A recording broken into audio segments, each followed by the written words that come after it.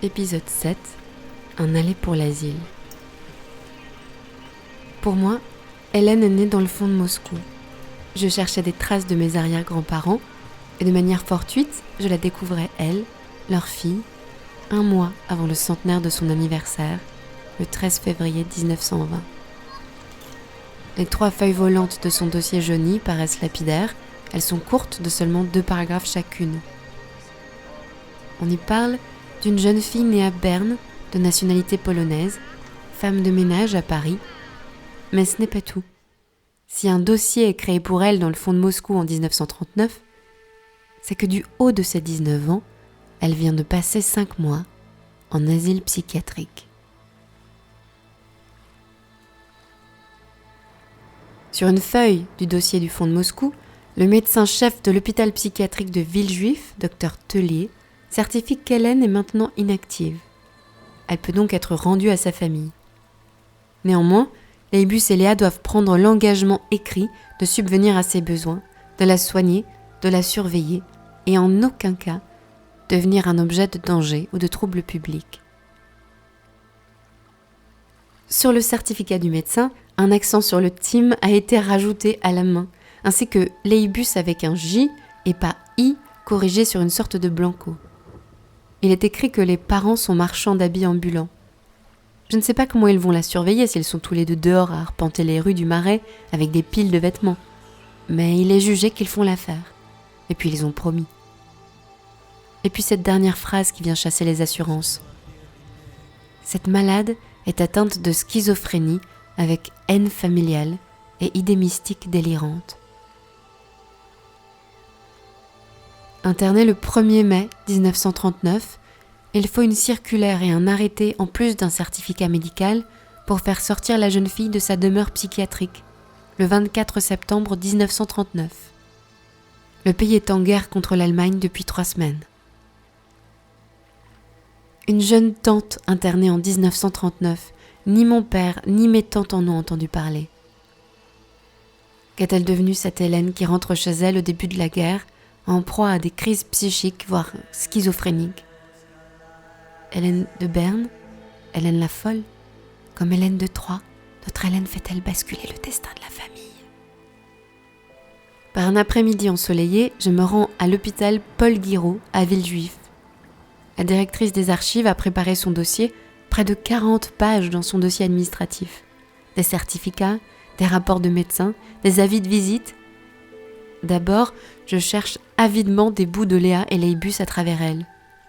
Mais peu à peu, au fil des pages jaunies, je m'approche de sa vie et tremble pour la jeune fille. J'ai soudain envie de l'accueillir parmi nous. Hélène timée et avec un accent. Cet accent apparaît et disparaît au gré des documents officiels. Je n'en comprends pas la logique. Il semble avoir sa propre volonté. J'ai peine à croire que la partie de cache-cache est volontaire, que Léa et Leibus s'amusent à insister sur le « et » de temps à autre, puis à rester mutiques quand une autre administration s'en mêle. Brouiller les pistes. J'ai tendance à penser qu'un « et » accent aigu représente un appendice typique de l'orthographe française, une énième manière de montrer patte blanche. Quoi de mieux pour s'intégrer à un pays que d'adopter son orthographe au sein de son patronyme? 2 alliages étrangers s'épousant pour la survie de la lignée. Est-ce leur accent chantant qui donne envie à ceux qui le notent d'y rajouter un « et » ? Est-ce qu'ils haussent les épaules quand on leur demande, sans avis sur la question ? Est-ce qu'Hélène a pu jouer à ce jeu elle aussi ? Dans le dossier, je retrouve l'historique de son internement de mai à septembre 1939. Alors reprenons l'histoire. Elle est étourdissante. Le 2 mai 1939, Hélène, alors en promenade dans Paris, semble avoir une crise. La préfecture de police du quartier du parc Montsouris mentionne une excitation physique, établit un placement d'urgence d'aliénés et place Hélène à l'hôpital psychiatrique de Sainte-Anne. Alors que je fais cette découverte, j'habite rue Férus, à 50 mètres d'une des portes de Sainte-Anne. J'ai le sentiment de la frôler. Les médecins qui la reçoivent le jour même établissent une liste très longue de qualificatifs. Respirez, la liste est longue. Ils disent qu'elle présente un état hébéphrénique probable. C'est un discours désorganisé qui peut être en discordance avec son environnement. Ils parlent de bizarreries de l'attitude, troubles de la pensée, barrages, réponses discursives, sourires immotivés, stéréotypie motrice, attitude hallucinatoire avec idées mystiques imprécises, instabilité de l'humeur, phase d'excitation avec chant. Est-ce que c'est pas comme ce podcast ? Phase de turbulence anxieuse ou opposition, tentative de fugue et violence envers le personnel. Troubles paraissant évoluer progressivement depuis 3 mois. Que s'est-il passé, Hélène ? Un événement est-il survenu 3 mois plus tôt, en février 1939 ? La seule date que cela m'évoque, c'est la coïncidence du départ de mon grand-père, son frère Coco, à la Légion étrangère. Est-ce que cela serait lié ? Tous ces éléments réunis lui valent un aller direct en asile. Asile d'aliéné avec les mots de l'époque. Le 4 mai 1939, donc après 2 jours à Sainte-Anne, Hélène est transférée à l'hôpital psychiatrique de Villejuif. Là-bas, elle voit un médecin à son entrée et il confirme le diagnostic précédent. Hébéphrénie vraisemblable. Comme s'il hésitait à certains bouts de phrases, des boudins d'encre s'agglutinent autour de certaines lettres. Il poursuit la liste accablante. Maniérisme souriant, approbativité. Ces termes ne sont-ils pas les signes d'une jeune femme avenante dans la société des années 30, dont l'allant est recherché ? Puis d'autres symptômes m'étonnent. Mysticisme humanitaire et conversion au salutisme. Son docteur poursuit. Elle a vécu de 10 à 18 ans dans un refuge israélite et depuis 1 an à l'armée du salut. Je tombe des nues. Je croyais qu'elle avait eu la chance de vivre avec ses parents, elle. Elle figurait pourtant dans le recensement de 1931, à ses 11 ans à l'adresse de Léibus et Léa, rue des Rosiers. Le refuge israélite en question n'est pas mentionné, et l'armée du salut me répond que les dossiers des résidents de cette époque n'ont pas été conservés. L'armée du salut, c'est une église qui annonce l'évangile de Jésus-Christ, mais c'est aussi une fondation qui vient en aide aux plus démunis. La devise de son fondateur, le pasteur anglais William Booth, était « Soupe, savon, salut », parce qu'avant de parler à quelqu'un du royaume des cieux, il faut pouvoir lui proposer des conditions de vie décentes sur terre. C'est correct. Est-ce qu'Hélène, bien que d'origine juive, s'est convertie au catholicisme avec eux ? Il paraît que les prédicateurs salutistes n'hésitaient pas à se déguiser en Saint Jean-Baptiste pour mieux reconstituer tous les détails d'une scène biblique. Peut-être qu'Hélène est juste bonne actrice et rejoue des scènes bibliques à son tour ? Son docteur écrit les mots suivants : « Prévention au pluriel contre sa famille, dont la situation ne correspond pas à ses aspirations. » Qu'est-ce que cela peut bien vouloir dire ? Pourquoi est-ce que Léa et Léibus n'ont pas élevé Hélène alors qu'ils semblent être ensemble à Paris ? À quelle situation fait-elle allusion ? La pauvreté ? A-t-elle subi des violences ? Bien sûr, quand j'ai vu son dossier de toute jeune femme internée pour schizophrénie en 1939, j'ai pensé « Un coup du patriarcat ? Est-ce qu'Hélène a eu un comportement jugé défaillant par sa famille qui aurait décidé de l'interner ? Ça avait l'air plutôt facile à l'époque. Est-ce qu'elle est manipulée ? Ça me rappelle un reportage qu'avait écrit la journaliste Nellie Bly en 1887, qui avait simulé la folie pour se faire interner à l'asile pour femmes de New York, le Blackwell's Island Asylum, afin d'enquêter sur les conditions de vie dans l'asile. Elle se fait libérer au bout de 10 jours et parle de sa descente aux enfers, du piège à rats, insalubrité des lieux, manque de nourriture et de vêtements, le froid, maltraitance. Assez vite, elle se rend compte qu'elle peut arrêter de feindre la démence puisque tout ce qu'elle dit est retourné contre elle et interprété comme un signe de folie.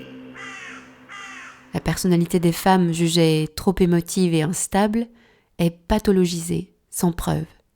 Mais Hélène n'est pas amenée à Sainte-Anne par sa famille. Son dossier mentionne qu'elle habite depuis 13 mois au Palais de la Femme, 94 rue de Charonne, un domicile de secours. Ce n'est pas l'adresse de ses parents. D'ailleurs, la police demande à l'hôpital de mener un interrogatoire. Ils veulent connaître l'adresse exacte de ses parents et s'ils sont morts, la date et le lieu de leur mort. Jusqu'ici, la jeune fille a une correspondante officielle de l'armée du salut. L'hôpital finit par répondre qu'ils sont vivants. Il donne l'adresse de Léa et Léibus, rue Brantôme, ainsi que la liste des personnes qui ont visité Hélène dans le mois. Mais dès son internement, il semble qu'on la demande à l'extérieur, qu'une force veut la tirer de là.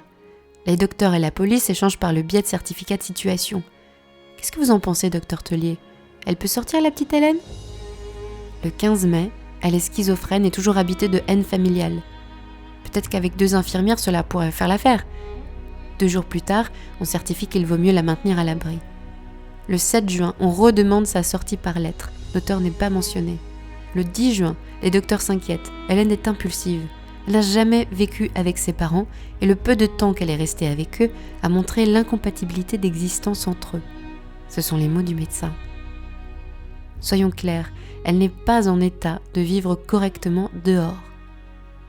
Ce même jour, les visites de l'armée du salut ne lui sont plus autorisées. Elle n'est apparemment ni apte à vivre dehors, ni apte à recevoir en dedans. Hélène, que ressens-tu? Le 29 juillet, la conversation s'envenime. Les parents, cette fois-ci c'est écrit, Léibus et Léa la demandent. Mais les médecins sont formels. Hélène a besoin de soins et de surveillance et il ne semble pas que ces conditions soient remplies par la mère de la malade. Attaque frontale, jeu 7 et match. Léa, mon arrière-grand-mère si discrète dans mon esprit jusque-là, elle ne peut pas aider sa fille. Il y aurait lieu de faire une enquête sur le milieu dans lequel se retrouverait la malade si elle était rendue à sa mère. Elle ne précise pas leur peur. Quelle incapacité ronge Léa? Est-ce le trop de travail, trop de bouche à nourrir? Est-ce qu'elle a mauvais caractère? Est-ce que cela lui semble trop, cette fille atteinte de schizophrénie? Est-ce qu'elle est maltraitante? Le 18 septembre, c'est bon, tout va bien, elle peut rentrer chez elle. La levée parentale s'éteint.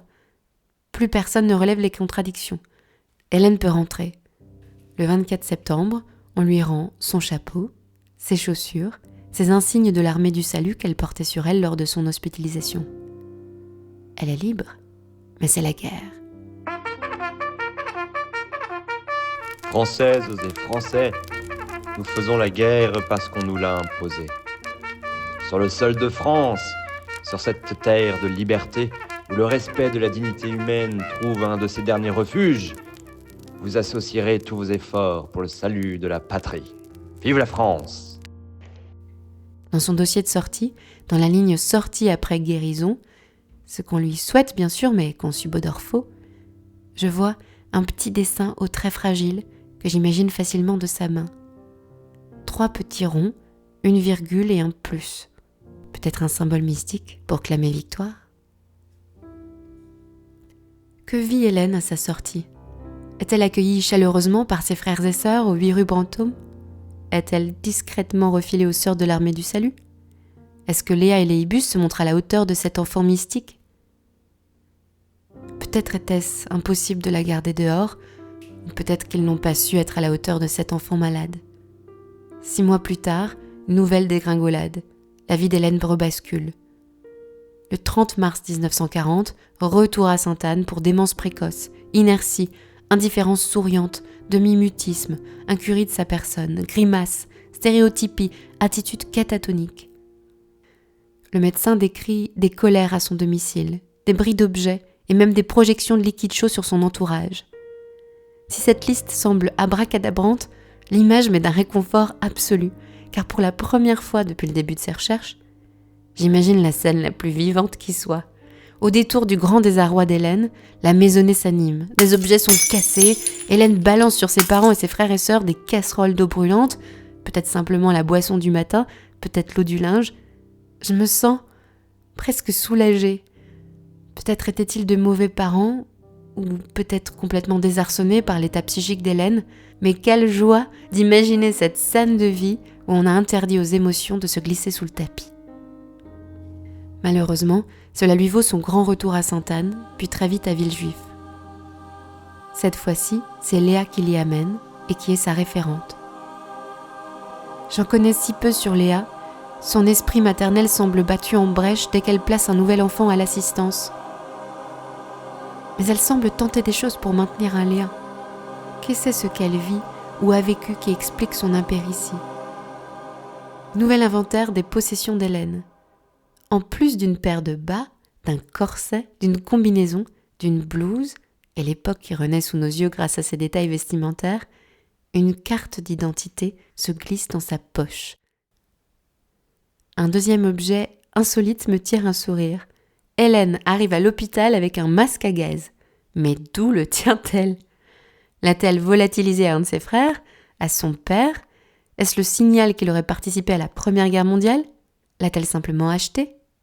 En 1939, même si elle le fait moins systématiquement qu'au Royaume-Uni, la France distribue bien des masques à gaz, craignant des attaques chimiques, comme pendant la Première Guerre mondiale. Depuis son internement en mars 1940, sa mère Léa vient vite lui rendre visite en avril. Puis ce n'est pas dans le dossier, mais sur un document on mentionne la visite du père, Leibus, en mai. Puis, l'amie, Madame Salzac, représentante de l'armée du salut, venue déjà en 1939, puis une mademoiselle Wodska, c'est un petit peu dur à prononcer, Wodska, qui se dit cousine par alliance, habitant au 85 rue Vieille du Temple.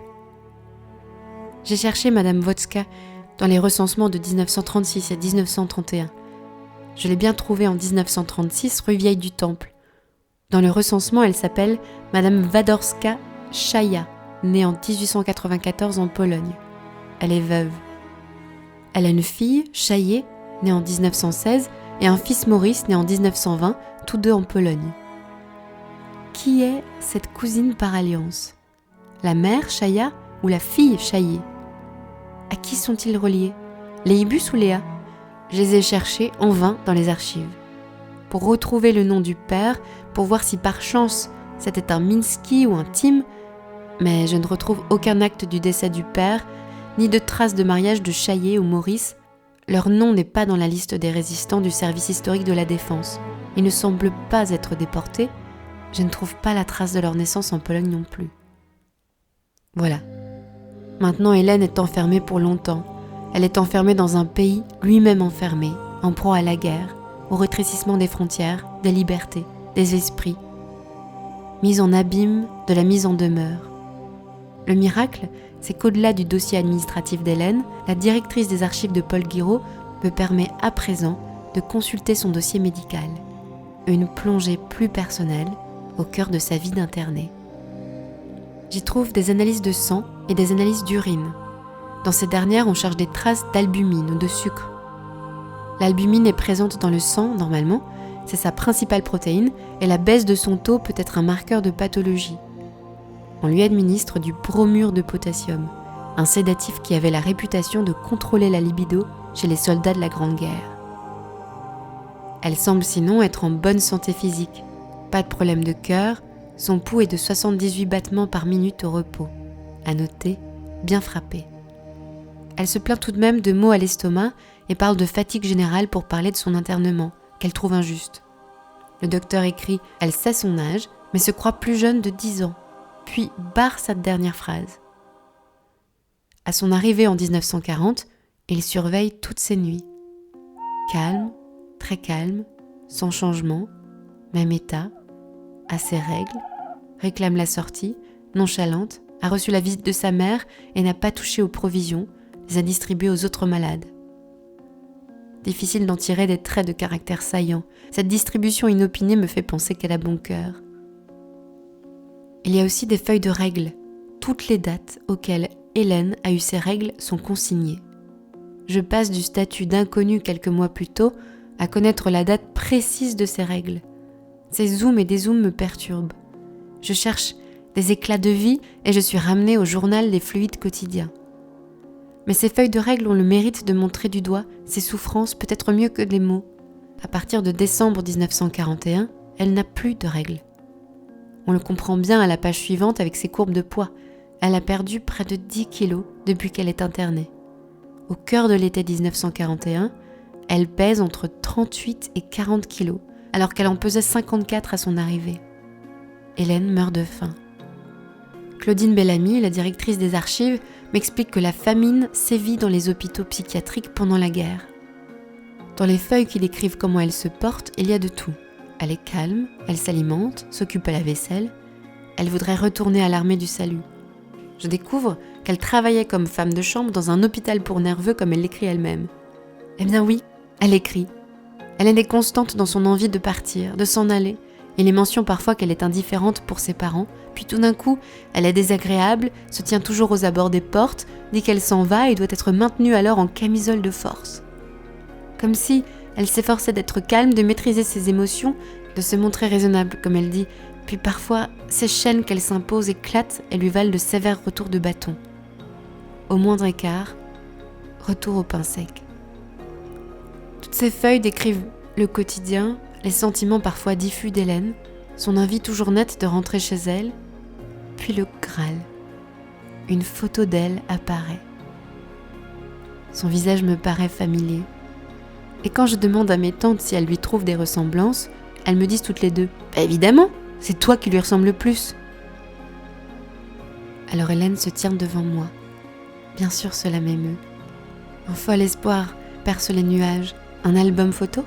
Pourrais-je un jour reconstituer les visages de la famille Tim, prise dans l'étau du temps ? Enfin, à côté, collé à son dossier, des lettres. Les hôpitaux n'envoyaient pas toutes les lettres des internés à leurs proches, officiellement pour ne pas les perturber. Est-ce que certaines lettres d'Hélène ont tout de même été envoyées ? Je pense à ces après-midi où elle a pris le temps d'écrire une pensée, demander de l'aide, proposer des pactes avec ceux qui pouvaient la récupérer. Elle tente de se rappeler au monde extérieur, et voilà que soudain apparaissent ces mots à elle.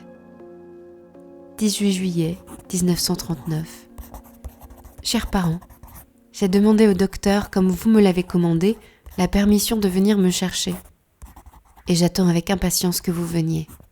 Et je veux que cela soit avant jeudi, car je languis à force d'être ici. Le 31 juillet. Chère maman, j'attendais ta visite dimanche. Mais comme tu n'es pas venue, j'ai profité de t'écrire. Jeudi 7 août. Cher Marcel, tu sais, c'est avec le cœur bien gros que je t'écris ces quelques lignes. Te rappelles-tu le jour de la collecte comme nous étions heureuses ? Tu sais, ici c'est bien difficile, on ne sait jamais trop ce qu'il faut faire, pleurer ou rire. Le 10 août. Cher Major, comme vous savez par vous-même comment vous m'avez envoyé à la consultation à Henri Roussel, en espérant que cela ne durait que quelques jours, je voudrais sincèrement maintenant partir. Vous savez bien que le mal, je ne l'ai jamais commis, puisque j'étais sous vos ordres, et qu'ainsi, pour le travail, vous comptiez sur moi. Ma mère vient me voir, et malgré tout, j'ai toujours l'espoir de vous revoir. J'ai ma sœur, comme vous la connaissez, va se marier le 17 août, et à vous dire que j'aurais été heureuse d'y assister, car comme vous le savez, malgré tout, le travail était toujours au premier rang pour moi. Vous passerez le bonjour à toutes les officières du palais. Une autre lettre, sans date celle-ci. Cher Major, je viens d'abord vous dire que ma santé physique est bonne, mais c'est surtout ma conscience qui est troublée. Je viens d'abord vous demander pardon pour toutes les offenses que j'ai pu faire envers vous, mais vous savez quand même que je vous aime et que c'est simplement le diable qui rentre dans mon cœur. Je vous promets dorénavant d'être plus soumise et de mieux veiller à mon âme. Mais quelles offenses valent de passer sa vie internée. Et quelle sœur se marie le 17 août 1939 ? Je l'ai trouvée. L'aînée de la fratrie, Sarah Tim, née en novembre 1915 à Berne, s'est mariée à René Cassier, un fourreur. Dans l'acte de mariage, il est écrit qu'elle habitait avec ses parents au 8 rue Brantôme jusqu'à son mariage. Un nouveau lien se crée entre les sœurs. Et mon grand-père a dû également la connaître. Que lui est-il arrivé ? Il n'y a pas de trace de sa déportation avec son mari, ni de leur décès dans la base de données de l'INSEE qui répertorie en ligne tous les décès en France après 1970. Sont-ils décédés avant dans ce cas ? Dans leur certificat de mariage, ils habitent tous les deux chez leurs parents, ce qui ne trahit pas leur adresse de jeunes mariés. Ils pourraient même avoir déménagé de Paris. Comment savoir dans quel arrondissement ils auraient pu avoir des enfants ? À défaut de trouver Sarah, je cherche via René, son mari, pour trouver les adresses de sa famille. Je cherche son numéro de matricule de soldat, car il a dû faire son service militaire vers 1932. Mais je ne trouve pas. Puis, je pense à regarder son acte de naissance. Il y a une note dans la marge pour indiquer son mariage en 1939 avec Sarah, et puis mon cœur s'arrête. C'est écrit qu'il se remarie le 10 février 1945 à une autre femme. Normalement, quand il y a divorce, c'est mentionné. Je suis triste. Je comprends qu'elle est peut-être décédée avant 1945. Je cherche l'acte de mariage de René de 1945, le cœur en berne. Alors, divorcé ou veuf? René Cassier, né dans le 5e, fils de Louis, fils de Clarisse, veuve de Sarah. Alors la mort dans l'âme, je me mets en quête du décès de Sarah entre 1939 et 1945.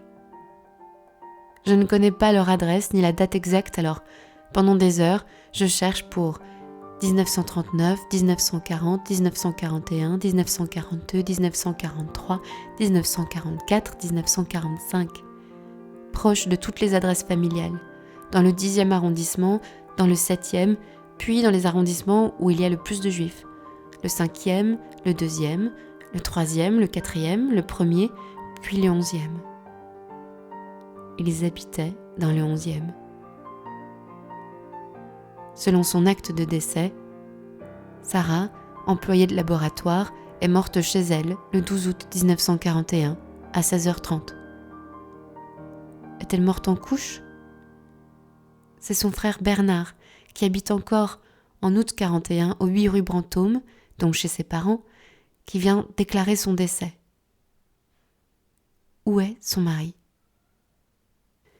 Quand je retrouve la trace d'un des enfants de Laïbus et Léa, quel que soit ce qui lui est arrivé, j'ai aussi cette pensée de les rapprocher un peu. Enfin, c'était le cas quand je pensais que Laïbus et Léa ne savaient pas ce qui était arrivé à leurs enfants et qu'ils auraient aimé savoir, connaître une date, un lieu, pouvoir se retrouver dans l'au-delà. C'est présomptueux de dire qu'on pourrait unir les morts, mais c'était ce que je ressentais. Là, la mort de Sarah à 26 ans en 1941 change la donne. Laïbus et Léa sont déjà endeuillés avant même d'être déportés. Est-ce que dans ces moments-là, on se demande à quoi bon? Quand Sheya est déportée un mois après sa mère, qu'Hélène est en asile psychiatrique, que Coco se bat quelque part, à quoi bon? Je reviens à Hélène. Il n'y a plus de lettres de 1940, ni 1941, ni 1942. Ont-elles été envoyées, celles-ci? Ou n'a-t-on plus de papier et de crayon? Le temps dut être long. Que sait-elle de ce qui se passe en dehors de l'hôpital? Que deviennent ses camarades de l'armée du salut? Reçoit-elle des lettres? En tout cas, c'est possible, car dans un document de visite de 1939, il est écrit qu'elle reçoit une lettre de la Major Wenger, la directrice du Palais de la Femme à l'époque. Le Palais de la Femme, c'est un immeuble situé dans le 11e arrondissement. Autrefois, un couvent se trouvait là. Je lis même que Cyrano de Bergerac aurait pu y être inhumé.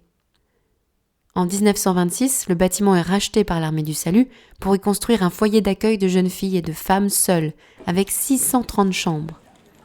Dans une de ses lettres, Hélène y mentionne le salon de thé où elle a passé un bon moment avec des officières et des brigadières de l'armée du salut.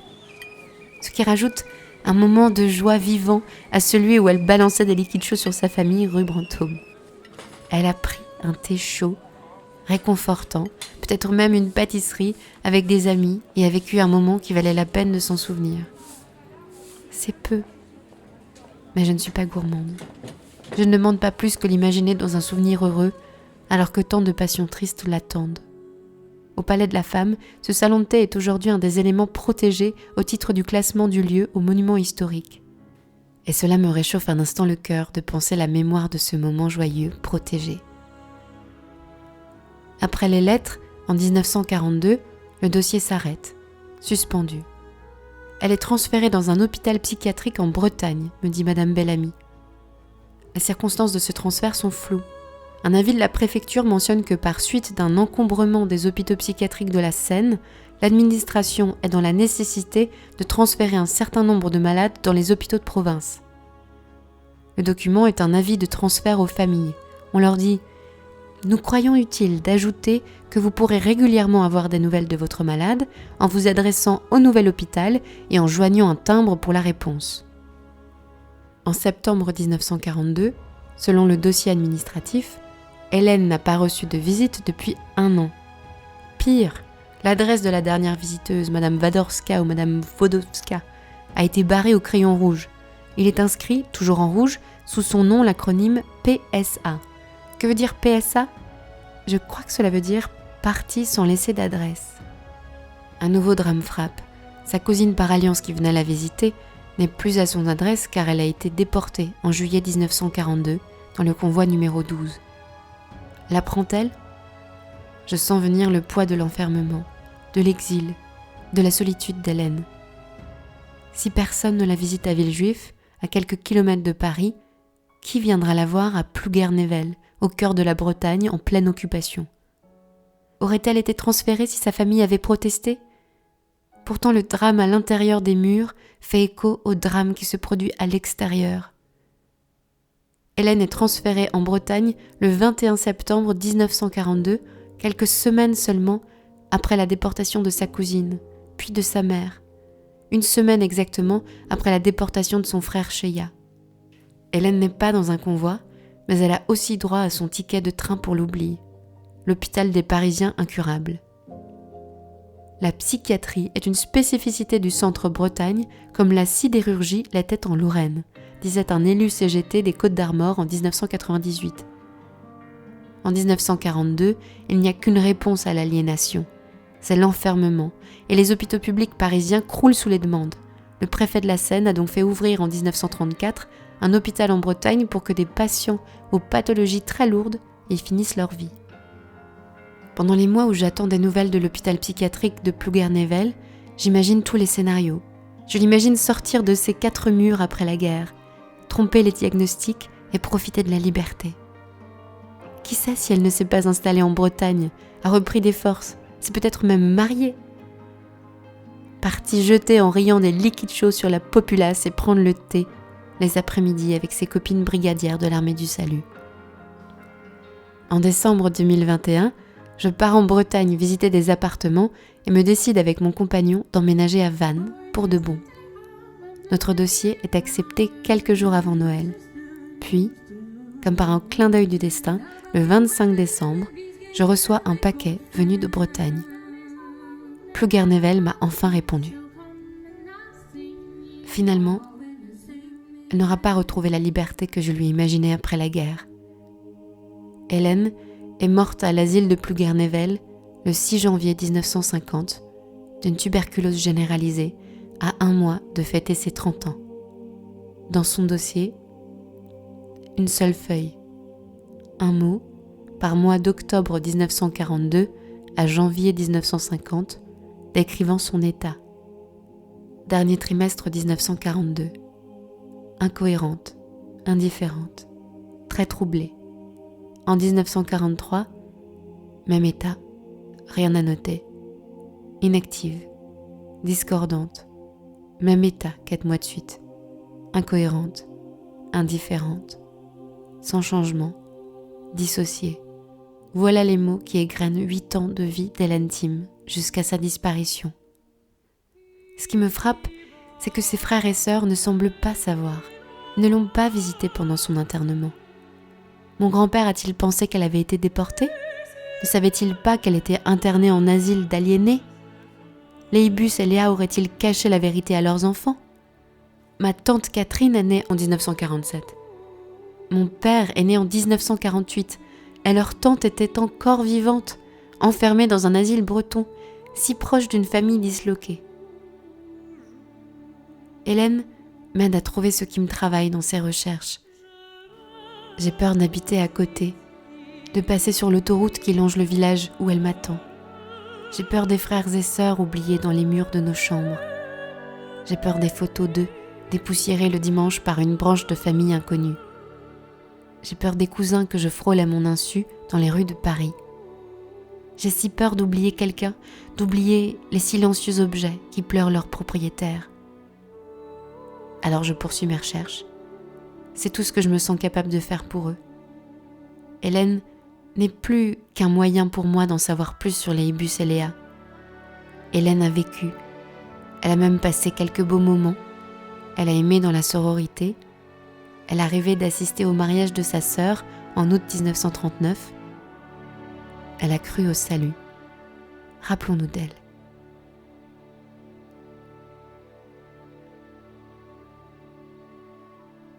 Après avoir appris les circonstances de départ de Suisse de mes arrière-grands-parents dans le dossier de mon grand-père, puis l'épopée psychiatrique d'Hélène, et le mariage de sa sœur Sarah en 1939 et son décès en 1941, il me reste 2 dossiers à étudier dans le fond de Moscou.